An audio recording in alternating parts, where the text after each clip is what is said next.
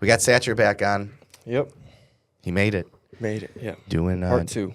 Part two. That's good though. Did you have the revelation that I kind of say people have, where they kind of start thinking about, man, I wish I would have talked about this or that, or things you wanted to cover that you kind of didn't think about? I mean, yeah, sort of, but I don't. I'm so bad at writing things down. I don't remember what they were. I'm like, oh yeah, I could have brought this up at that point or this up at that point, but It's all good. We're back to talk about new stuff. Birdcreek, right? Birdcreek. Birdcreek Roofing. Mm-hmm. What's the new topic you want to cover? I don't have anything in That's mind. all I was right. telling my girlfriend yesterday, I'm like, it's cool because I don't have to prepare anything. I just Right. show up and you ask questions. So you've been here. You were here about 6 weeks ago. How's business been since? Anything new? It's been good. So I've got a new, maybe not new with business, but I've got a new discovery that I made. Hit me. Whenever I first started at Birdcreek about a year ago, I was planning on, focusing solely on commercial. Obviously, do residential to get by and whatnot. And I was talking to a guy. This was about a week and a half ago, and he said something that kind of stuck out to me. It was every time you say yes to something, you're saying no to something else. Mm-hmm. And the more I thought about it, I was like, I mean, obviously it makes perfect sense, but I realized, residential houses, they pay the bills because, they come in quicker and they're, you go out and door knock all day, you find them and stuff. And they close out quicker. So, even a residential house can take up to 3 months, but a commercial building is going to take 6 months before you even install. And then you're collecting payment way after that and whatnot. So it's the long game when you're going residential for sure. And I've got bills in the meantime. And so I realized that what I was saying yes to was residential in the meantime and to pay the bills. And what I was saying no to is I had lost track of commercial, So I'd kind of focused hard on learning, because I had a lot to learn whenever I first started. So I focused hard on learning everything I needed to learn and kind of lost track of the momentum that I had built in the first maybe 6 months or so. And so I'm trying to get back on track with that right now. I hear this a lot in a lot of different businesses, and it's kind of the same. It's the same issue. It's just all you got to do. It's just different in different businesses. And the question that I have for you is, what is it about the commercial business that is so appealing to you? Why is it that, you want to be involved in that versus the residential? Did we talk any about that last time, about commercial? Not really. I didn't think we did. Okay. It's the challenge to it. Okay. How do you mean? So I love a project. I love something that I can dig into it, and it's I got to figure out how are we going to make this happen, Okay. And a lot of residential, you've got different houses and everything. They're different roof shapes, different materials, but it's kind of all the same every time. Rip it off, put it back. Okay.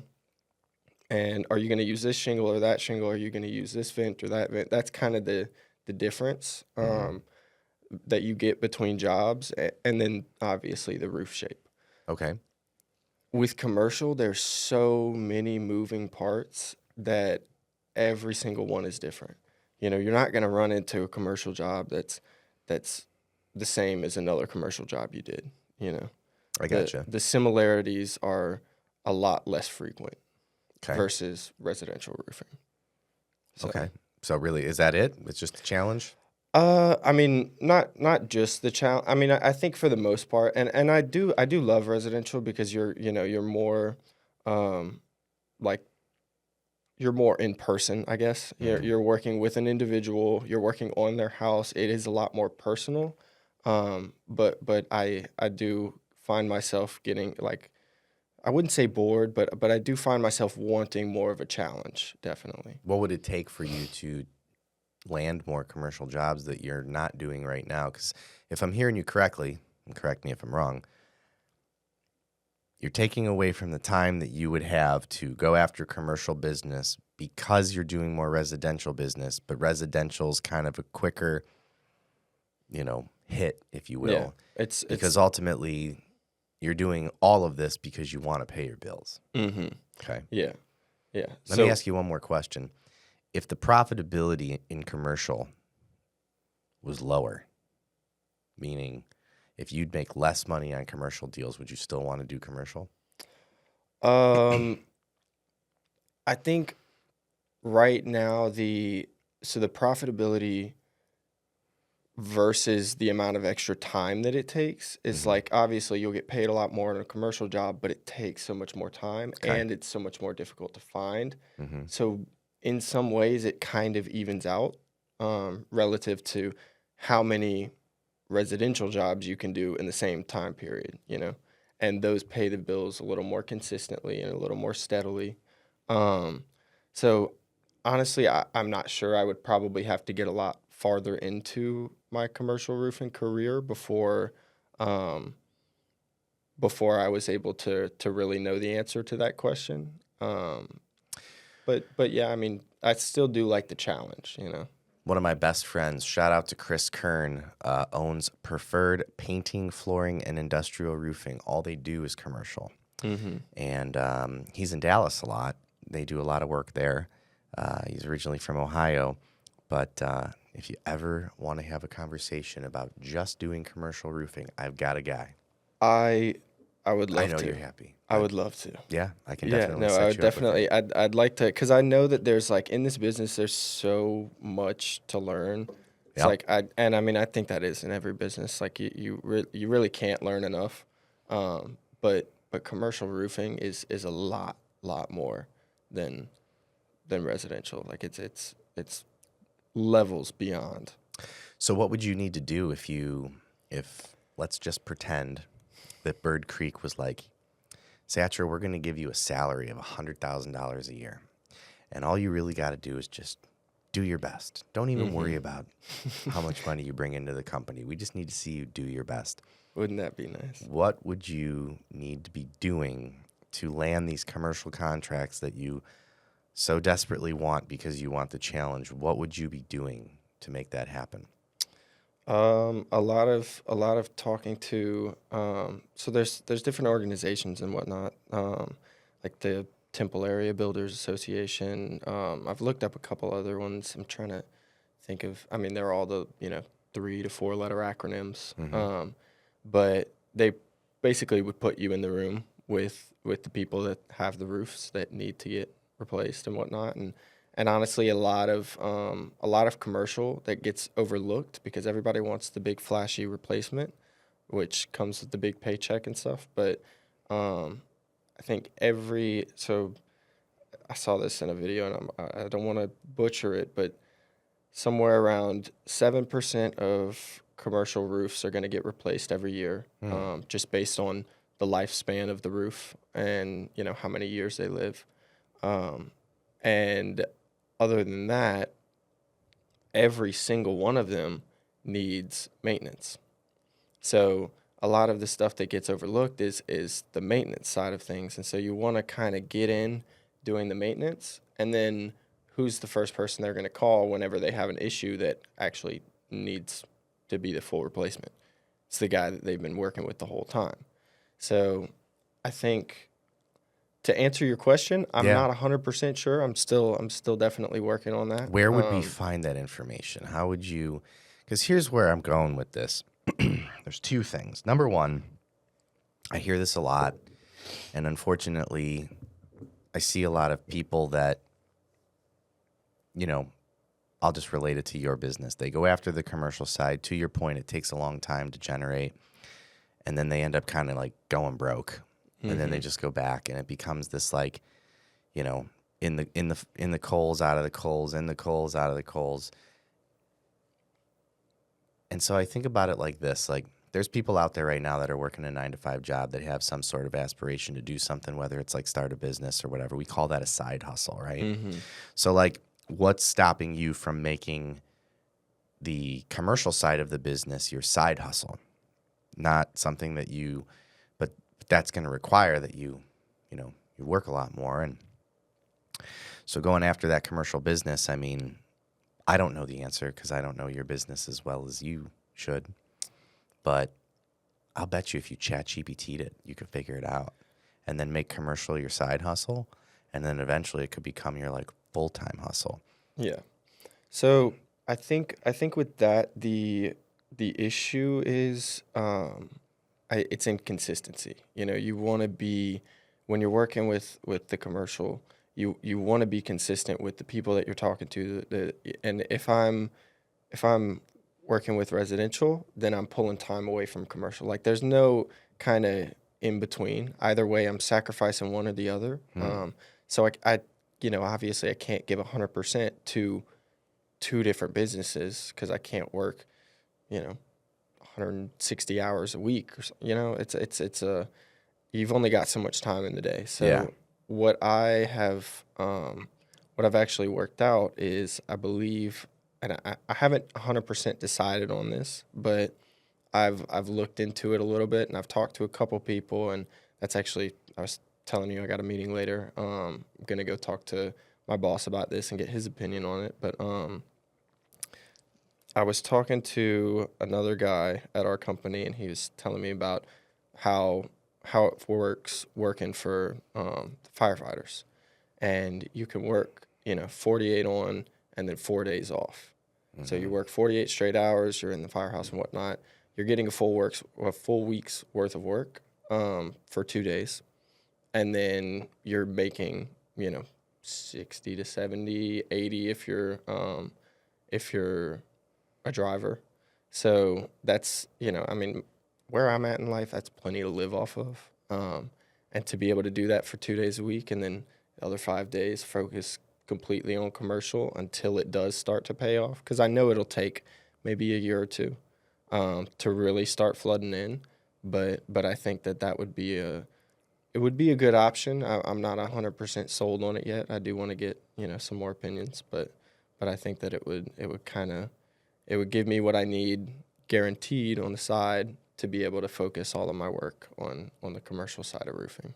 Interesting. So something I'm considering at the moment. Well, I'll connect you with Chris. I'm sure it would at the very least be a good conversation.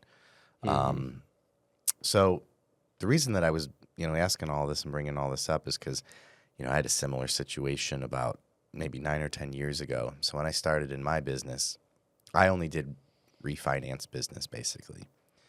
And it's kind of a similar thing where we can do both, but you kind of have to pick a lane a little bit. Yeah. Because purchases, they've got a timeline on them. There's a lot that goes into it. And getting into the purchase business, because the refi is like the residential roof, right? It's a little quicker. Yeah. You don't have to wait for someone to find a house. They already have one. They want to refinance their mortgage, and we make it happen. Where the purchase side of things, you basically have to get out there. You've got to generate business. You've got to make your relationships, and then you stack up a pipeline and hope that somebody finds a home. And what could be, sometimes can be up to 2 to 3 years. And so I did that transition, and it was, I wouldn't say it was difficult, but it was definitely something that wasn't, it would have been a lot easier for me to just continue to do the purchase stuff, right? Or excuse me, the refinance stuff. So I know what you're going through. And then from my experience, there is a way that you can continue to do the residential stuff while building up your pipeline for the commercial business. But it's going to require that you're working, 10, 12 hours a day, at least for probably 3 to 6 months at least. Yeah. But I think the best way to figure that out is to find somebody who's done it or who's doing it. And, we can set you up and have those conversations and everything like that. And does Birdcreek, do they do commercial roofing now? Yeah. Okay. Yeah. So we do. Who's the guy? So that's what I was about to go into. So we do commercial roofing at the moment. And I'm already in contact with the guy that's kind of, and we've had conversations about it before. What's he say about it? About what? Does he like it? Does he think it's tough? Yeah, this is easy. You got to, come on down. The water's fine. He says it's very tough, for sure. And I wouldn't say What's he like about it?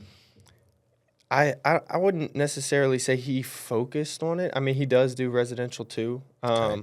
I think he's just, he's taking any business that he can get, and he's got contacts for commercial roofs and whatnot. So, Are you so he does them. familiar? Do you have access to like his sales in terms of like, I guess what I'm getting at is if you could be him Hmm. at your work, of course, not like literally. If you could be him, would you want to be him? Or would you Um, do it different? I would do it different. Oh, okay. Yeah, cause he like I said, he does both. Mm. He doesn't just do commercial. I think I definitely would want to focus solely on commercial. Have you identified anybody who focuses solely on commercial with Birdcreek? No, nobody at our company focuses only on Do you know commercial. anybody in your space that focuses only on commercial? So I've reached out to a guy. I didn't get a response. He's a guy, like a social media guy. He Mm. posts a bunch of content on it and stuff. And then says like, "Oh, DM me if you have any questions." And so I DM'd him and didn't get a Never response. responded. But yeah, I mean, I and that's not the first guy that I've reached out to about it. But no, I haven't really locked down anybody that's focusing only on commercial, that's um, willing to provide some insight on I these kinds wonder of if it things, exists. if what exists. Well, going back to my little journey, with between refinance and purchase, I mean, I still do refinance business, right? Hmm. I don't turn that business down or anything along those lines, but I'd say probably 85% of my business is purchase business, and that's by design. um, if someone were to say to me, why do you still do the refi stuff? I mean, because it's lucrative and we have the ability to do it, but we're not chasing after it. So, like your buddy or the guy that works at Birdcreek who's doing the commercial stuff, what percentage of his business do you think is commercial? Probably like, if I had to guess, I'd say maybe 25 to 35% Okay, is commercial. so not the So majority. so he is probably 75% of Bird Creek's commercial, but the majority of his work is, and this is a guy who sells a ton, so like, these numbers, yeah, he's only 25 to 35%, but that's still a lot. Like Yeah. a lot of commercial that he's selling. Who's like the big Um, commercial roofing company out there right now that is like 100% commercial? so I'm familiar with a couple, none that are local to this area. Okay. Actually, that's not true. I'm not sure the name of the company, but one of the homeowners that I worked with, he was wearing a roofing hat whenever I talked to him, Mhm. and he seemed super interested, and so I just asked him. I was like, hey, you're wearing a roofing hat. Why don't you get that company to, or who are they? And he said it's somebody that he works with. I think he was a general contractor or something. So I said, well, why haven't you gotten them out here? And he said, oh, they only do commercial. Mm. He asked them to come out there, and they said no, we don't. They turned back down the residential business. So Interesting.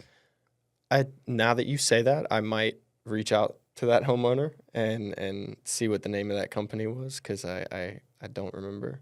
But yeah, I'm not at all interested in leaving Bird Creek, but I definitely do need to maybe pull from some resources outside of Bird Creek to learn everything I need to know, Yeah. because I know there's a ton to learn. I mean, what has stopped Bird Creek from doing more commercial? Is it even something that they really want to take on?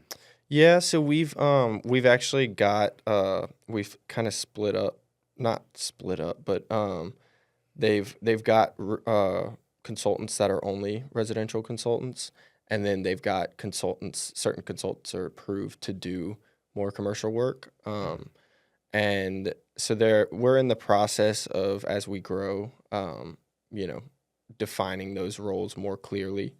Um, but yeah, I mean, we definitely do take on commercial roofs. We just it's I guess more of a personal thing, like Bird Creek likes working with individuals as a whole, and so we'll work with commercial roofs, but we go pretty much off of word of mouth. So that kind of benefits more when you're in the residential space. So, what do you think you'd be doing? Just like door knocking and, doing stuff with businesses instead? Or How do you Yeah, generate leads for commercial roofing? so a couple of the leads that I have generated for commercial came from door knocking. There's also, a lot of these, let's say apartment complexes and places that are managed by, a separate entity than the, I guess, tenant is what you'll call it. Yep. They they go through a website that like there's a bunch of different ones. Trying to think of the name of the one that I had signed up for, and it's not coming to mind at the moment. But they'll basically go through a website where they say they have like a login and everything, and they'll type in, okay, we need a roofer. We've got a leak, something like that. And so it'll come up with all the approved vendors, and you'll get picked off of that list. And so they'll end up calling you, or picking somebody else. But that's definitely probably the most return on investment because you're not investing a whole lot of time into it.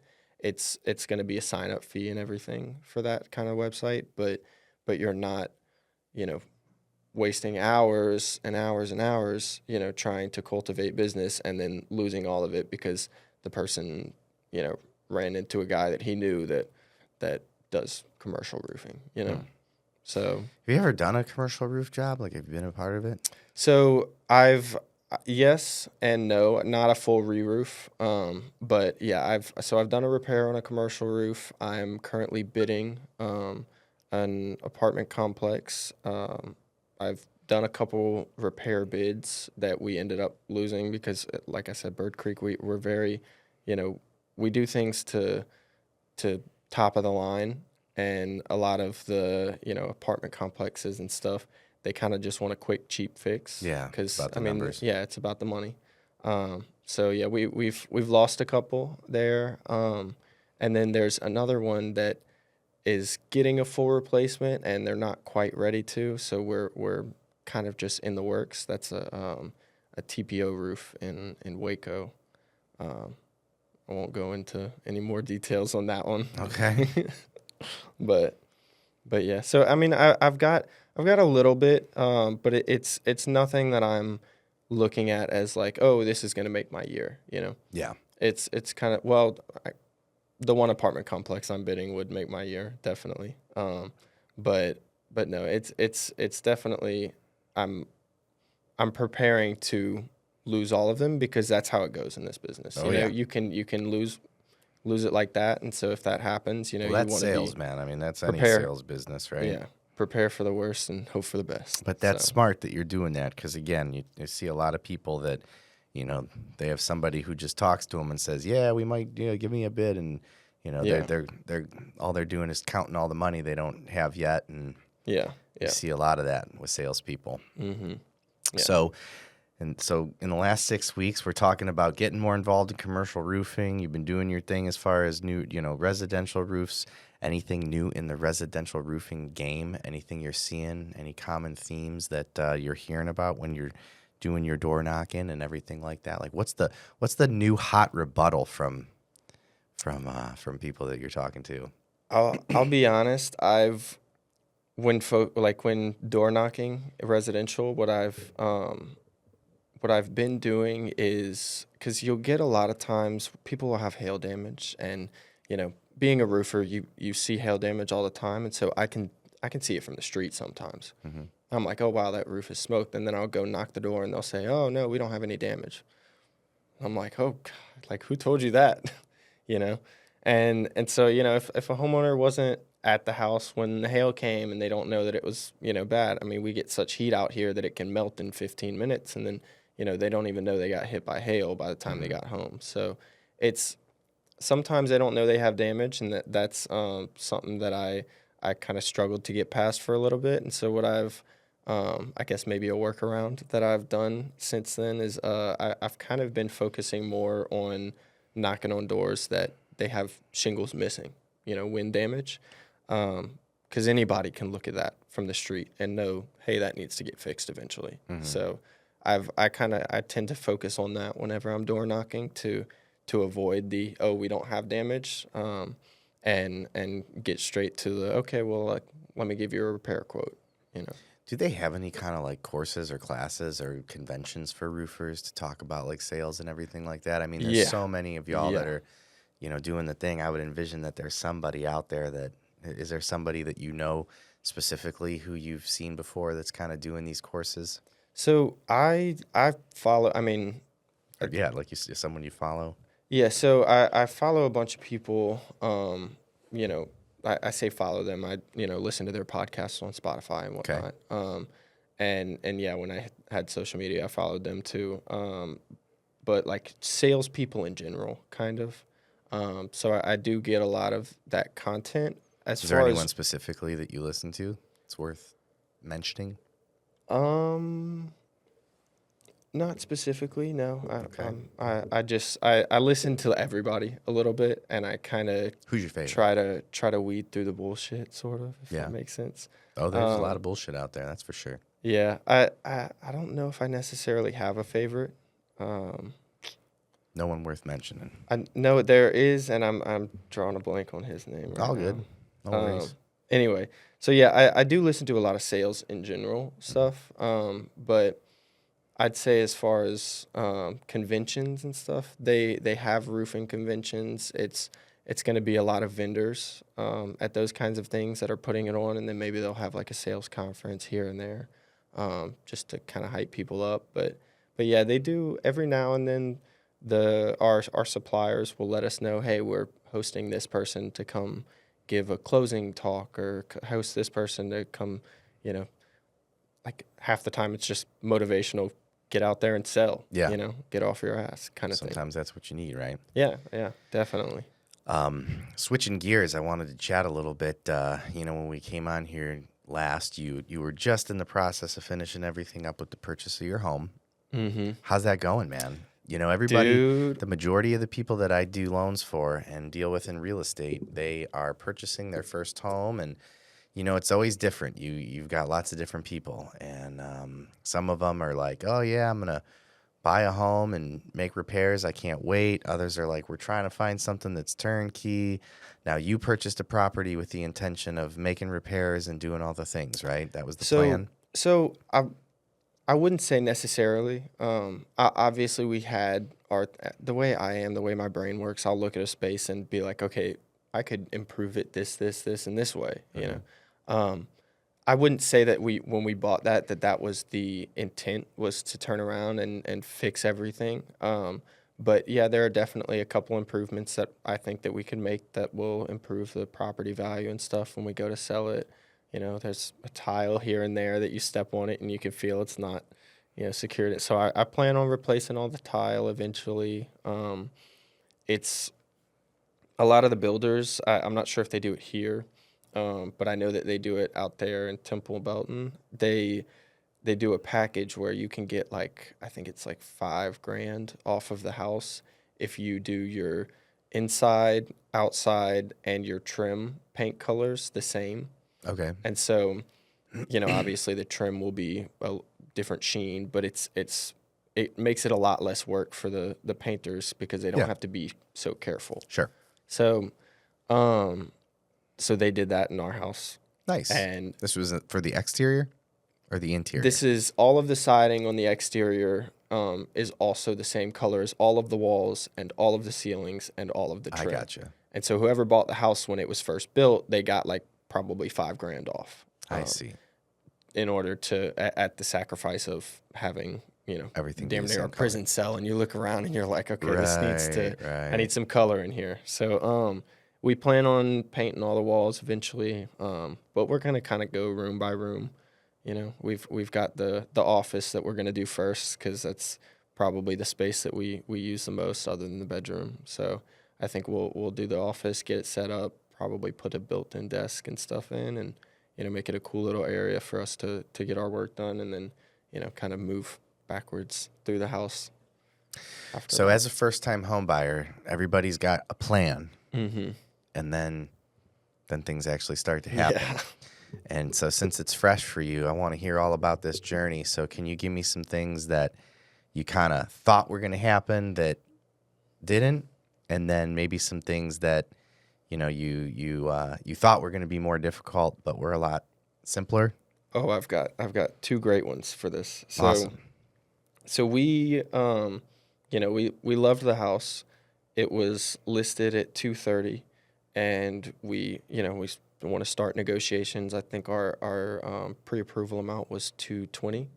So we figured, okay, we'll start at 210, let him work us up to 220, and then, we'll meet there. So we put in an offer at 210, and he accepted it without negotiation at all. And so that Nice. was one of the things. That's the thing where we were like, oh wow, that was easy, because we also asked for a couple things like maybe closing costs and something else. I'm not sure, but anyway, so yeah, that was super easy. Well, then we get the inspection done, and there's the double pane windows. You know how sometimes it gets foggy on the Yep. inside, and then, so we had a bunch of those. We had a minor AC thing, and then the roof needed to be replaced. And so we were like, okay, like let's get these things fixed. We'll work it out with him. So we tried to get him to get those fixed, and he said, I gave it to you under what it's valued at. I'm not doing anything else. Mm-hmm. So we were like, damn. So then we asked for, hey, how about just the roof? Like, you've got it under insurance and everything. You can just file a claim, replace the roof. And he was like, I'm not doing anything. And so we were like, okay, well, we kind of weighed it and figured out, okay, that, we did get the house under what it's valued at. Are we willing to still buy it with a roof that's, because I mean it's smoked with hail, like it's one of the worst ones. And being a roofer, I want a good roof on my house. Sure. So, yeah, we tried to get it done, and he wasn't budging on it, and so we weighed whether or not we still wanted the house at, as is, and we decided that we did, and so we'll replace it ourselves eventually. But we did get the appraisal, and the appraisal came in at 240. Mm-hmm. So that was kind of another bonus. And then we took a trip, the trip that we were talking about before last time. How was that? Good it- times. Hot. It was hot out there. Okay. It was so hot. No, so we took a trip. We came back. Our AC's busted. Mm. So these have kind of been like the ups and downs of like, hey, you're a homeowner now. Lock in. Like you got things to do. So we had to, get a $1,700 AC repair as soon as we got back. We had to sleep in the heat for 3 days or maybe 2. Yeah, I don't know. But yeah, it's Well, been you got $30,000 of additional equity though. yeah.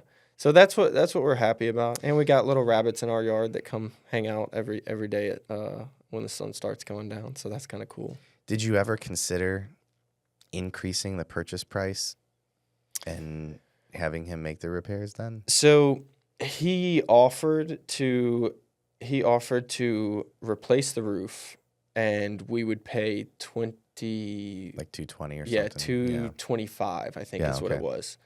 And I did the math on how much I could replace the roof for, and it was way less than that. Like Gotcha. I think it was I think it was like 10,000, right at 10,000. And so he was gonna basically, he might have been getting it at 15,000, but Sure. he might have been getting it at 10 and just profiting an extra 5. And so we Mhm. were like, it's not financially worth it at that point. We'll just do it ourselves, Yeah. But yeah, we did consider for sure. I find the AC is always the thing, man. Like, it's hard to find if an AC unit's going to go or not, right? Mm-hmm. And I've lived here for 6 years, and I've already replaced 2 AC units. Really? Yeah, I mean, we have a couple different properties. Technically 3. Oh, I thought you were talking about this building. No, we haven't replaced any here, but the one's going to go. I'm surprised it's holding up, but because there's 2 units on this place, and one of them's fairly new. It's like 5 years old, but the other one's like 17 years old and just waiting for it to go. But yeah, man, AC is a thing down here. You must have, and Yeah, you they can't live without it. and they get whooped, man. They get beat on quick. In like Ohio, where I'm from, you use AC maybe like 6 weeks out of the year, and those AC units are good for like 20, 25 years because Really? they're just not getting a lot of use. But Yeah. down here, I feel like you're replacing them every like 5, 7, 10 years. It's crazy. Yeah. So, what were the other? So you get in, the AC goes. We got to get a new roof, which I'm sure we'll do eventually. What other surprises, pleasantly or unpleasantly, have occurred as a homeowner? I would say that's probably about it. I mean, like I said, we haven't been in there that long. It's only been about a month.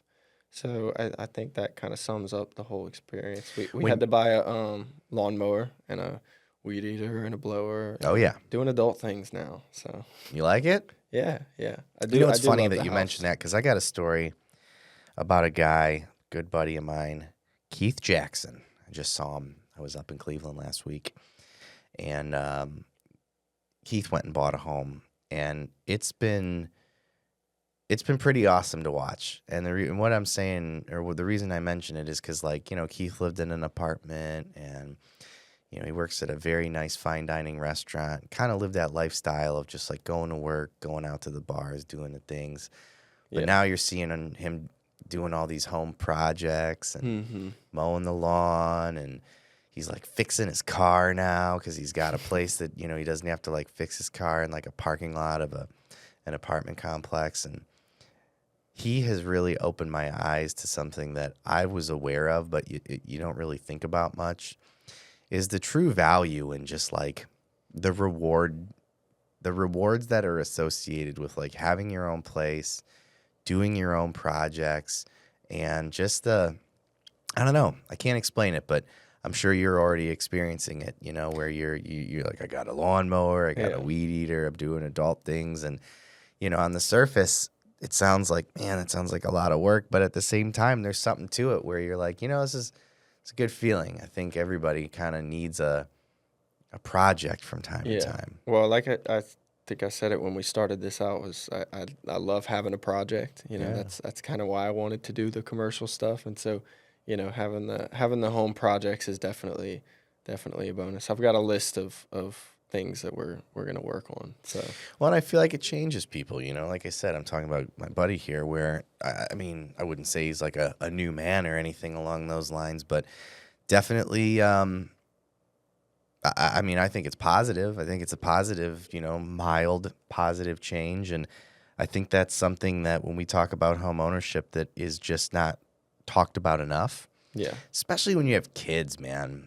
Like, I think there's a lot of value in children growing up in a home that like they know their parents own, and like that's their place and that's yeah. where they live. And like when you own a home, I don't care It's what anybody says. Like when you own a house, you treat it completely different than even if you were renting a Oh, home. without a doubt. Yeah, and it's stable for when raising kids and whatnot. That's Like what I'm it's saying. And good to kids see have that. a They're kids are smart, man. They're little sponges. They can tell if you're like, taking care of your home and you really have like pride in it versus like, this is just a rental. Like we're not gonna paint your bedroom yeah, because yeah, this isn't even our place. We're renting it. yeah. So not talked about enough. So you're loving home ownership. You got your mower, your weed eater, and all that kind of stuff. Any other horror stories or things that you're proud of as being a homeowner? Because that's the majority of the people that are listening to this, man. They're my clients or other real estate agents' clients who are considering home ownership, and I love hearing from new homeowners when it's fresh. Yeah.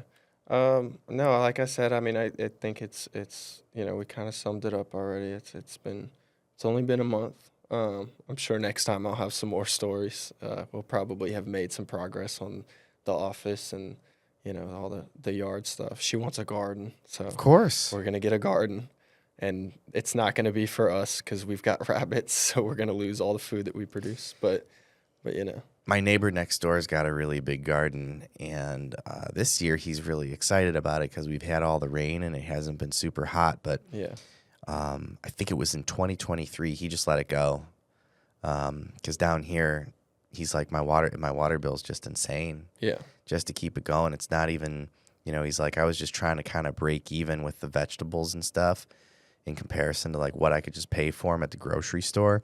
yeah, And he's like, it's wild, man. He's like, with my water bill, I'd pay like 2 to 3 times the cost for all the vegetables just because of the water. And he just let it go. So that's the one thing when people are like, I want to start a garden. I'm like, you better yeah, get prepared for that water bill. or get some rain barrels with some rain collection. Mm-hmm. Yeah. No, I hadn't thought about that at all. Yeah, invest in rain barrels. Did you know that the water that comes from rain barrels is like way better for your plants? Because like the water that comes from the tap or whatever, it's kind of chlorinated and all that kind of stuff. Yeah. And of course, like you can water your plants with that, but it's like way better to use like natural rainwater. Yeah, I mean, that makes perfect sense. I never knew that. I would have never thought about it, but it does, like, obviously. Right? Yeah. Right? Well, congrats on the home purchase. Thank you. I'm looking forward to your journey with the commercial roofing stuff. That's exciting. Yep. I'll connect you with a buddy, like I said, a buddy of mine where he owns that company. That's all they do. And then what's next in the roof biz, man? I mean, you said after this you're going to go door knock, try to land some deals. Yeah. What's that like in the 100+ degree temperature?